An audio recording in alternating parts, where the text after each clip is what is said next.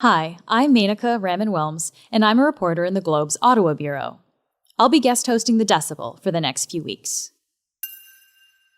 A huge storm hit British Columbia this weekend. At least one person has been killed in a mudslide south of Lillooet, BC. As of Tuesday afternoon, the search continued for others who were swept off the highway. Hundreds of people were rescued from their cars after being trapped, some overnight, by mudslides on another highway near Agassiz, a few hours' drive west of Vancouver. Meanwhile, flooding in parts of Vancouver Island and southern British Columbia have forced communities to evacuate. Here's Chris Stackhouse of Princeton, BC, in a video showing his town half submerged in brown floodwater. Our community center is getting overflowed with people who are losing their homes, losing everything that they know and love. It's just crazy. It goes further down into town. These people are, houses are underwater, completely destroyed. We can't get out because the highway is closed. There's one small highway open, but they're even talking about closing that down. We have 2 more days of rain. It's supposed to freeze tonight. Things are getting worse by the hour. Kathryn Blaze Baum is the Globe's environment reporter, and she's been delving into the science behind what's happening here. She'll tell us what an atmospheric river is and why it's caused this havoc in BC. You're listening to The Decibel from the Globe and Mail.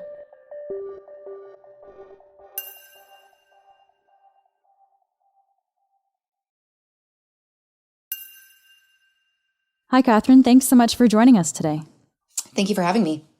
So we're talking around 4 o'clock on Tuesday afternoon. So this is a fast-moving story. Things have probably developed since then. But, even at this point, we've seen some pretty terrifying scenes coming out of BC. Kathryn, can you give us a sense, some kind of overview of what's been happening there? Sure. So effectively, rainfall has been just pounding the sort of southern portion of BC, especially along the coast, for the past few days, mostly spanning, from what I understand, roughly sort of Saturday through Monday. And that rainfall has wreaked just total havoc and caused dramatic flooding and mudslides to just devastate some communities and leave people stranded. And as we're just learning, possibly cause fatalities. Yeah, there were some dramatic scenes even in Vancouver, that barge that ran aground at the Stanley Park seawall. People were trapped in their cars overnight on the highway. Could you explain a little bit about that? How were people trapped and what had happened there? Yeah, so there was a mudslide on a highway in BC, and so that's due to this unprecedented storm that did strand drivers along the highway there and sort of destroying sections of the highway and forcing thousands of people to flee their homes. So I'm sure that the mass evacuations in places such as Merritt, caused some amount of the highways just being busier than normal, and that happened at a time when the rains were just hammering that area. And we're hearing that this weather has been caused by what's called an atmospheric river. Could you explain that for us? Because I think a lot of us, myself included, haven't really heard that term before. So an atmospheric river, as I understand it, is actually a relatively new term in climate science. I spoke with a University of British Columbia climate scientist named Simon Donner, and he was really wonderful at sort of breaking this down for me. Effectively, an atmospheric river is a river in the sky. You can picture it that way, it behaves that way, and it rains down on us that way. It's an intense and narrow band of moisture-laden air that's commonly associated with mid-pressure cyclones that bring heat and moisture from the tropics to the poles.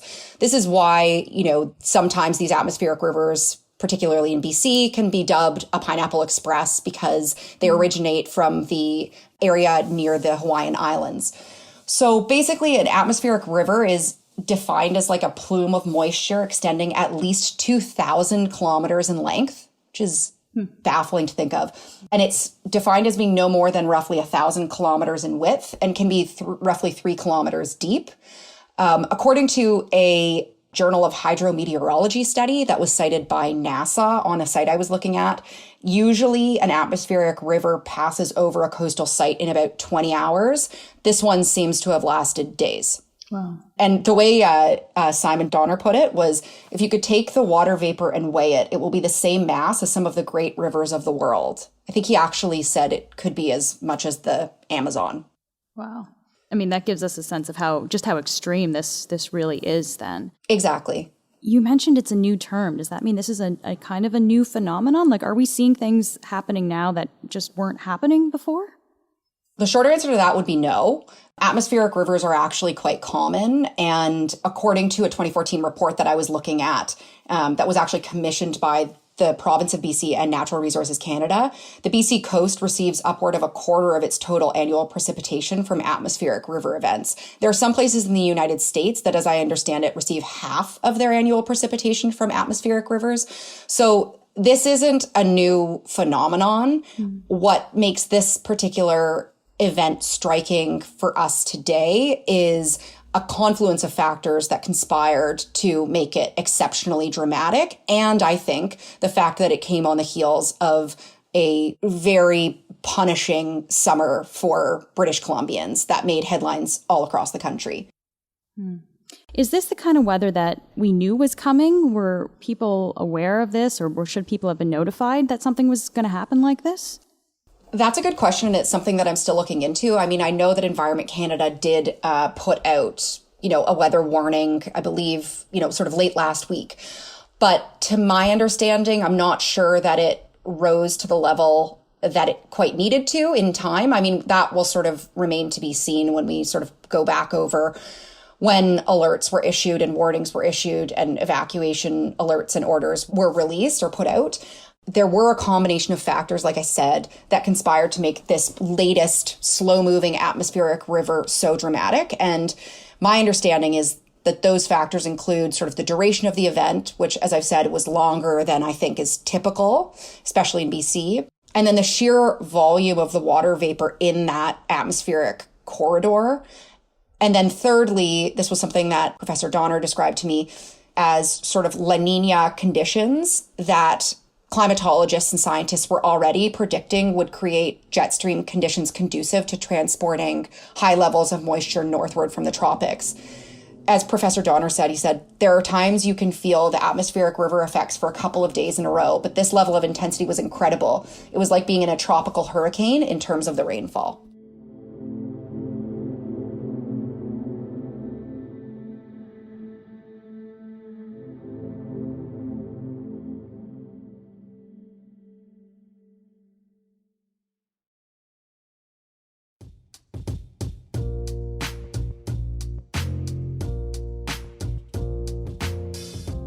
So I think the question that's on everybody's mind is this related to climate change? And if so, how is it related to climate change? So attributing weather events to climate change can be very tricky, but I think what we can say with some amount of certainty is that extreme weather events are going to happen more often and at greater intensities as the world continues to warm. That is something that is widely agreed by reputable scientists around the world. Earlier this year, on August 9th, the United Nations Intergovernmental Panel on Climate Change released a monolithic report, but it said that the average and maximum rain rates associated with tropical and extratropical cyclones, atmospheric rivers, and severe convective storms will also increase with future warming. And they were able to say that with a high level of confidence. I also saw a report, this one's a little bit older, but it was specifically looking at atmospheric rivers, and it said, plainly, as extreme precipitation increases, similar increases in atmospheric rivers are also expected. So we know that the world is warming. We know that a certain amount of climate change is baked in no matter what we do now. And therefore, we know that extreme weather events are more likely, and extreme weather events like the one we just saw in BC are more likely. And of course, that part of BC has been hit by a few extreme weather events this year. So we had actually a tornado just earlier this month in part of Vancouver, the heat dome, the wildfires earlier this year. Is there a reason why this part of BC in particular is being hit hard by these extreme weather events? There are a couple of reasons that could answer that question. And one is just the fact that it's on the Pacific coast. And so some of the weather systems that it has seen are correlated with jet streams and weather events that derive from the Pacific coast. In addition, there have been, some pretty severe wildfire seasons in that province. And we know that there is a correlation between heat, fires, and actually flooding. What we don't tend to think about is what forest fires do to soil systems, plant systems, root systems. And as I understand it, wildfires can actually cause the soil that it leaves behind to be almost water repellent. And the term can be hydrophobic. So it can actually become kind of waxy and the water just sort of runs off it. And the absorptive capabilities of the soil is much diminished. So the fact that BC is now experiencing this atmospheric river is kind of adding insult to injury after what was a pretty harrowing and deadly summer. So you're saying it's not a coincidence then that the mudslides that are happening in the same areas where the wildfires were happening this summer, like near Lytton, BC? I think that is something that experts will probably aim to more closely correlate. But I think that when I speak with people who their research is sort of deeply in this field, there do seem to be connections between those two things. But I was also cautioned by some of the experts that I spoke with that, yes, BC is going through a really hard time right now with climate change fueled weather events. But the atmospheric river that settled over BC could have easily settled over Toronto or Montreal or any number of other Canadian cities. And same goes for the heat dome. And we know that wildfires can pop up in most provinces and territories. At one point this summer, they were in most provinces and territories, except for maybe a couple jurisdictions. So basically, this is something that Canadians generally need to be concerned about. You mentioned earlier that these kind of events are going to happen more frequently and with a greater intensity there.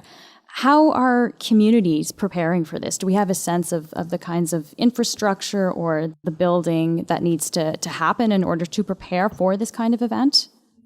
I mean, I think that there are all kinds of sort of flood mitigation and flood adaptation tactics that can be taken, whether they're levees or the way that we build or ensuring that we have good stormwater drainage. And to some degree, this will have to be derived from engineered assets, like things that we build. But there's also a lot of attention being focused now on sort of natural climate solutions. So preserving our watersheds and our drainage systems such that they can be part of mitigating against devastating impacts from flooding. The concern is that, with development, we lose some of those kind of natural solutions that are kind of built into Mother Nature to help sort of take care of us.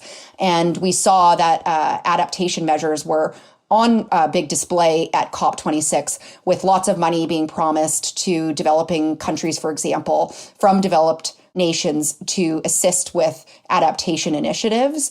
And that would extend to, both heat adaptation and flooding and adaptation for all kinds of climate change fueled weather events. So with the events of the last few days, the largest port in the country was shut off from rail. The Trans Mountain pipeline was closed. Highways were washed away. Entire towns were evacuated. I guess this kind of extreme event, do you see this as something that may, in some ways might really wake people up and realize how dramatic and how significant these changes and these extreme weather events are going to be? In some ways, really maybe push people to action more, or governments to action? I do think that people are increasingly connecting the dots between things that they're seeing happening in their own communities and, in their own lives with global warming, which global is such a broad term. It feels very far away, but we don't have to go anywhere to see the effects of climate change on our planet. That is now everywhere, and people in British Columbia, I think, are probably among those who are connecting the dots. And I do think that this past summer was a summer of extremes, and it wasn't just a summer of extremes for BC. It was a summer of extremes for lots of Canadian cities that broke, temperature records by huge margins. And it was a summer of extremes for regions in Europe and the Mediterranean and elsewhere, that saw forest fires and heat waves. And so put all of that together with the recent United Nations report that came out in August that basically sounded the alarm and called this moment a code red for humanity.